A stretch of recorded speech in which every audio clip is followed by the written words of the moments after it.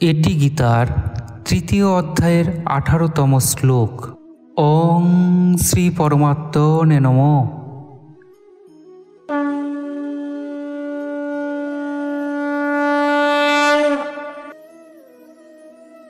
নৈব তস্য কৃতেনার্থ নাকৃতেনেহ কশ্চন ন চাস্য সর্বভূতেষু কশ্চিদর্থ ব্যাপ্রায়শ্রয়।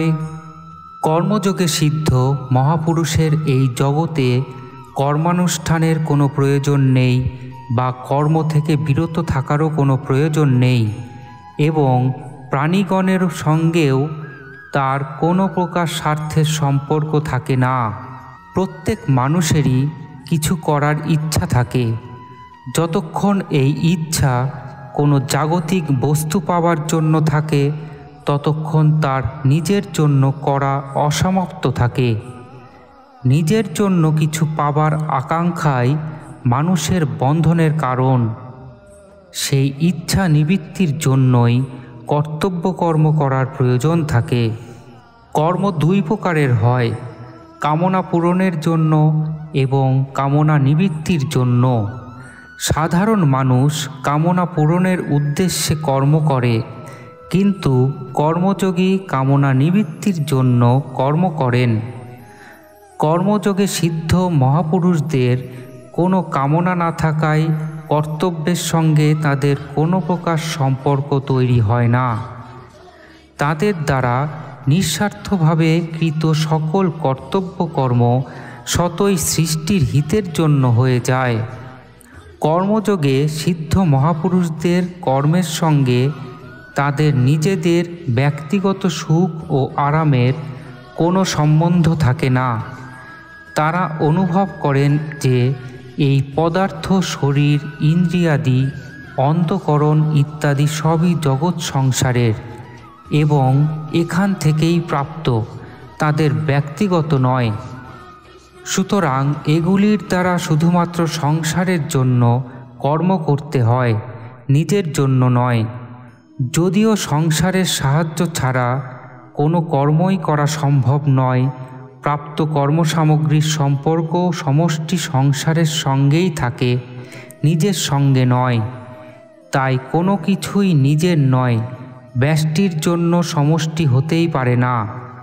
মানুষ এই ভুল করে ফেলে যে তারা নিজেদের জন্য সমষ্টির ব্যবহার করতে চায়, তার জন্যই অশান্তি পায়। যদি সে তার শরীর, ইন্দ্রিয়াদি, মন, বুদ্ধি, পদার্থ ইত্যাদি সমষ্টির জন্য ব্যবহার করে, তাহলে সে মহৎ শান্তিপ্রাপ্ত হতে পারে। কর্মযোগে সিদ্ধ মহাপুরুষদের এক বিশেষত্ব এই যে তাদের নিজেদের বলে কথিত শরীর, ইন্দ্রিয়, মন, বুদ্ধি, পদার্থ ইত্যাদির ব্যবহার কেবল সংসারের জন্য হয়। সুতরাং তাদের শারীরিক ক্রিয়া দিতে নিজেদের কোনো প্রয়োজন থাকে না। প্রয়োজন না থাকলেও স্বাভাবিকভাবে তাদের দ্বারা জনগণের জন্য আদর্শ স্বরূপ উত্তম কর্ম অনুষ্ঠিত হয়। যার কর্ম প্রয়োজনের তাগিদে সম্পাদিত হয় তার দ্বারা আদর্শ কর্ম হয় না, এটি সিদ্ধান্ত। নাকৃতেনেহ কশ্চন।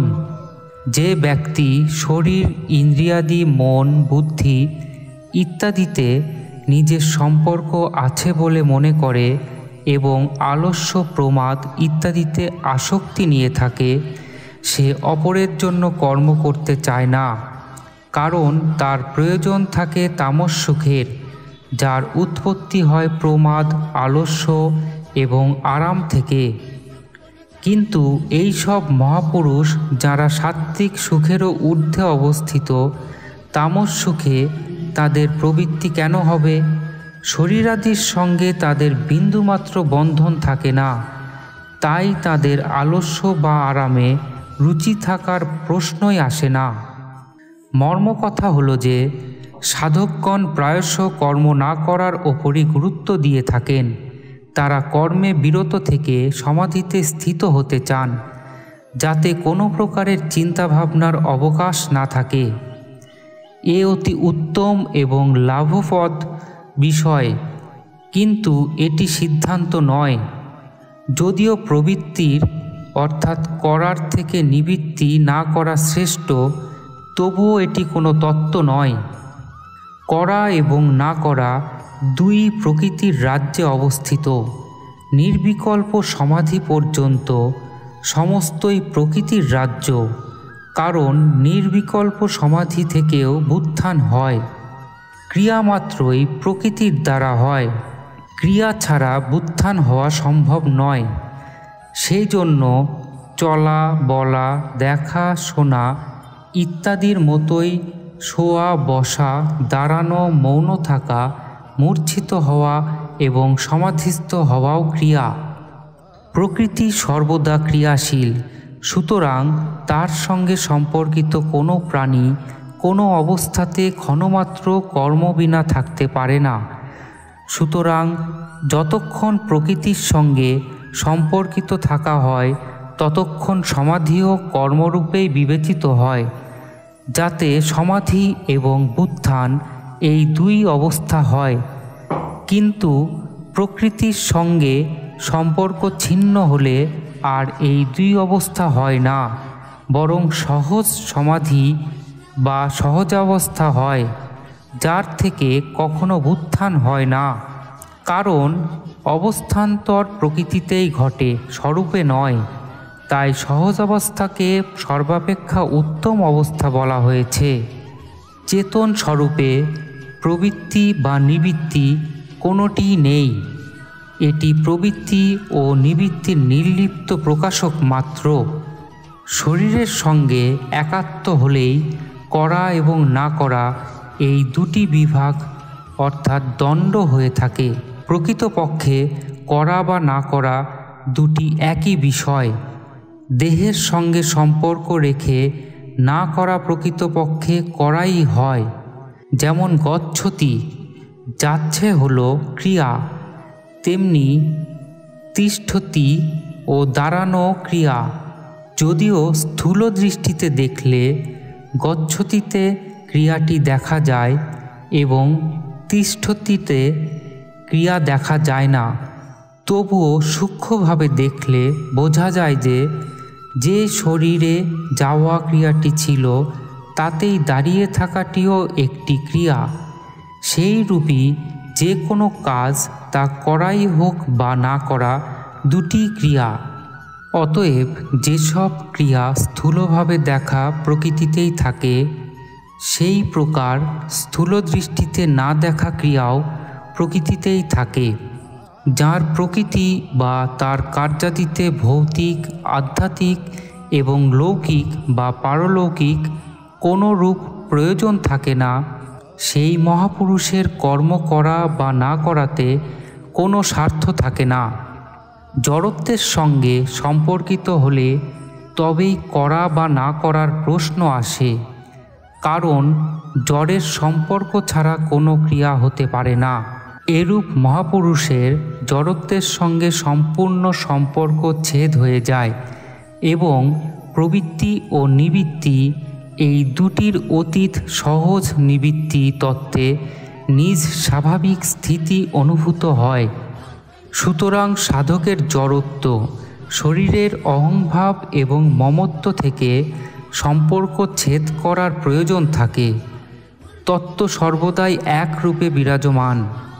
শরীর অথবা সংসারের সঙ্গে কোনরূপ স্বার্থের সম্পর্ক না থাকায় মহাপুরুষদের সকল কার্যাদি স্বতই অপরের হিতার্থে হয়ে থাকে। শরীরের সকল অঙ্গ যেমন শত শরীরের হিতার্থে নিয়োজিত থাকে, তেমনি মহাপুরুষদের নিজের বলে যে শরীর, যেটি জগতের একটি ছোট্ট অঙ্গ, তা স্বতই জগতের হিতে নিয়োজিত হয়ে থাকে। তাদের সমস্ত ভাব এবং কর্মপ্রচেষ্টা জগতের হিতার্থেই হয়ে থাকে। নিজের হাতে নিজের মুখ প্রক্ষালনে যেমন কোনো স্বার্থ, প্রত্যুপকার বা অভিমানের ভাব থাকে না, তেমনি তাদের শরীর দ্বারা জগতের হিত সাধন হলেও মহাপুরুষদের মধ্যে কিছুমাত্র স্বার্থ, প্রত্যুপকার বা অভিমানের ভাব আসে না। আগের শ্লোকে ভগবান সিদ্ধ মহাপুরুষদের সম্পর্কে বলেছিলেন যে তাদের কোনো কর্তব্য থাকে না, তস্য কার্যং ন বিদ্যতে। তার কারণ জানাতে গিয়ে ভগবান ওই মহাপুরুষদের উদ্দেশ্যে এই শ্লোকে 3টি কথা বলেছেন। 1, তাদের কর্ম করার কোনো প্রয়োজন থাকে না। 2, তাদের কর্ম না করারও কোনো প্রয়োজন থাকে না। এবং 3, কোনো প্রাণী বা পদার্থের সঙ্গে তাদের বিন্দুমাত্র স্বার্থের সম্পর্ক অর্থাৎ কিছু পাবার প্রয়োজনও থাকে না। প্রকৃতপক্ষে স্বরূপের করা বা না করার কোনো প্রয়োজন নেই এবং কোনো ব্যক্তি বা বস্তুর সঙ্গেও কোনো সম্পর্ক নেই, কারণ শুদ্ধ স্বরূপ দ্বারা কোনো ক্রিয়া সংঘটিত হয় না। যে কোনো ক্রিয়া সংঘটিত হয় প্রকৃতি বা প্রকৃতিজনিত পদার্থগুলির সম্পর্ক থেকে, সেই জন্য স্বরূপের করা বলে কিছু নেই। যতক্ষণ মানুষের মধ্যে কিছু করার আকাঙ্ক্ষা, পাবার ইচ্ছা, বাঁচার আশা এবং মরার ভয় থাকে, ততক্ষণ তার ওপর কর্তব্যের দায়িত্ব থাকে। কিন্তু যার মধ্যে কিছু করা বা না করার কোনো আকাঙ্ক্ষা থাকে না, জগৎ হতে কোনো কিছু পাওয়ার ইচ্ছা থাকে না, প্রাণ রক্ষার জন্য ব্যস্ততা বা মৃত্যু ভয় থাকে না, তাকে কোনো কর্তব্য করতে হয় না, কিন্তু তার দ্বারা শতই কর্তব্য কর্ম হতে থাকে। যেখানে অকর্তব্য হওয়ার সম্ভাবনা থাকে সেখানেই প্রেরণা থাকে কর্তব্য পালন করার। বিশেষ কথা হলো যে গীতায় ভগবানের বলার এমনই শৈলী যে তিনি বিভিন্ন সাধন মার্গের দ্বারা পরমাত্মামুখী সাধকদের ভিন্ন ভিন্ন লক্ষণ অনুযায়ী পরমাত্মা প্রাপ্তকারী সিদ্ধ মহাপুরুষদের লক্ষণগুলি বর্ণনা করেছেন। এখানে সপ্তদশ অষ্টাদশ শ্লোক দুটিতেও এইরূপ রীতি প্রযুক্ত হয়েছে। যে সাধনা যে স্থান থেকে শুরু হয় তার সমাপ্তিও সেই স্থানেই হয়। যদিও গীতায় কর্মযোগের প্রকরণ আরম্ভ হয়েছে 2য় অধ্যায়ের 39তম শ্লোক থেকে, তবুও কর্মযোগের মূল সাধনার বিচার বিবেচনা 2য় অধ্যায়ের 47 শ্লোকে করা হয়েছে। ওই শ্লোকের 4টি পংক্তিতে বলা হয়েছে: 1, কর্মণ্যে বাধিকারস্তে, কর্মেই তোমার অধিকার। 2, মা ফলেষু কদাচন, কর্মফলে তোমার কখনো অধিকার নেই। 3, মা কর্মফল হেতুর্ভূ, তুমি কর্মফলের হেতু হইও না। 4, মা তে সঙ্গহস্ত কর্মণি, কর্ম ত্যাগেও যেন তোমার প্রবৃত্তি না হয়। এই শ্লোকটিতেও উপরিক্ত সাধনার সিদ্ধির কথাই আছে। এখানে 2য় এবং 3য় পংক্তিতে সাধকদের যে কথা বলা হয়েছে, এই শ্লোকের উত্তরার্ধে সিদ্ধ মহাপুরুষদের প্রসঙ্গেও সেটি বলা হয়েছে যে তাদের কোনো প্রাণী বা পদার্থের সঙ্গে কোনোরূপ স্বার্থের সম্পর্ক থাকে না। সেখানে প্রথম এবং চতুর্থ পংক্তিতে সাধকদের জন্য যে কথা বলা হয়েছে সেই কথাই এই শ্লোকের পূর্বার্ধে সিদ্ধ মহাপুরুষদের জন্য বলা হয়েছে যে তাদের কর্ম করা বা না করা দুয়েতেই কোনো প্রয়োজন থাকে না। এইভাবে সপ্তদশ অষ্টাদশ শ্লোকে কর্মযোগ দ্বারা সিদ্ধ মহাপুরুষদের লক্ষণগুলি বর্ণিত হয়েছে। কর্মযোগ সাধনের দৃষ্টিতে দেখলে প্রকৃতপক্ষে অষ্টাদশ শ্লোকটি আগে অর্থাৎ সপ্তদশ শ্লোকটি তার পরে আসা উচিত ছিল, কারণ কর্মযোগে সিদ্ধ মহাপুরুষের যখন কর্ম করা বা না করায় কোনো প্রয়োজন থাকে না এবং কোনো প্রাণী বা পদার্থের সঙ্গে তার কোনোরূপ স্বার্থের সম্পর্ক থাকে না, তখন তার অনুরাগ, তৃপ্তি এবং সন্তুষ্টি নিজের মধ্যেই হয়ে থাকে। কিন্তু ষোড়শ শ্লোকে ভগবান মোঘং পার্থ স জীবতি পট্টির দ্বারা কর্তব্যে অবহেলাকারী ব্যক্তির বেঁচে থাকা অর্থহীন বলে জানিয়েছেন। সিদ্ধ মহাপুরুষ যদি কর্তব্য কর্ম নাও করেন তবুও তার বেঁচে থাকা অর্থহীন হয় না, বরং মহাসার্থক হয়, কারণ মনুষ্য জন্মের উদ্দেশ্য তিনি সম্পূর্ণ করেছেন। সুতরাং তার কোনো কাজ আর অসমাপ্ত থাকে না। যে স্থিতিতে অবস্থান করলে কোনো কর্তব্য অসমাপ্ত থাকে না, অতি সাধারণ ব্যক্তিও যে কোনো অবস্থাতে তৎপরতা এবং আগ্রহ সহকারে নিষ্কামভাবে কর্তব্যকর্ম করলে তা প্রাপ্ত হতে পারে, কারণ সেই স্থিতি লাভ করাতে সকলেই অধিকারী এবং স্বাধীন। প্রত্যেক পরিস্থিতির সঙ্গেই কর্তব্যের সম্পর্ক আছে, তাই প্রত্যেক পরিস্থিতিতেই কর্তব্য নিহিত থাকে। মানুষ সুখের লালসাতেই কর্তব্য বিস্মৃত হয়। যদি সে নিঃস্বার্থভাবে অপরের সেবা করে, নিজ সুখ লালসা দূর করে, তাহলে সে জীবনের সমস্ত দুঃখ থেকে মুক্তি পায় ও পরম শান্তি লাভ করতে সক্ষম হয়। এই পরম শান্তি লাভ করাই সকলের সমান অধিকার। জগতের সমস্ত পদার্থ, পদ ইত্যাদি সবার পক্ষে সমানভাবে পাওয়া সম্ভব নয়, কিন্তু পরম শান্তি সকলেরই সমানভাবে প্রাপ্তি হতে পারে। পরিশিষ্ট ভাব হলো যে জগতে করা আর না করা দুটি পরস্পরের আপেক্ষিক। তাই আমি কিছু করব না, এটিও করাই, কিন্তু পরমাত্ম তত্ত্বে না করা নিরপেক্ষ, স্বাভাবিক। কারণ চিন্ময় সত্তার ক্রিয়া করা বা না করা কোনোটিরই সঙ্গেই সম্পর্ক থাকে না। তাই পরমাত্ম তত্ত্ব প্রাপ্ত কর্মযোগী মহাপুরুষের কোনো বস্তু, ব্যক্তি বা ক্রিয়া কোনো কিছুর সঙ্গেই কোনো সম্পর্ক থাকে না। যোহ বতিষ্ঠতি নেঙ্গতে, তার দৃষ্টিতে একমাত্র চিন্ময় সত্তা ব্যতীত আর কিছুই থাকে না।